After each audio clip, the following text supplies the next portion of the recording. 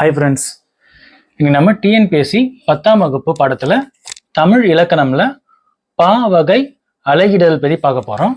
அதில் யாப்பின் உறுப்புகள் 6 வகைப்படும். எழுத்து, அசை, சீர், தலை, அடி, தொடை.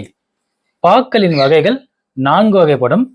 வெண்பா, ஆசிரியர்பா, கலிப்பா, வஞ்சிப்பா. பாக்களின் ஓசைகள் 4 வகைப்படும்.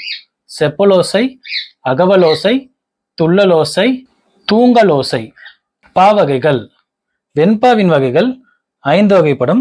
குரல் வெண்பா, சிந்தியல் வெண்பா, நேரிசை வெண்பா, இன்னிசை வெண்பா, பக்ரொடை வெண்பா. ஆசிரியர்பாவின் வகைகள் 4 வகைப்படும்.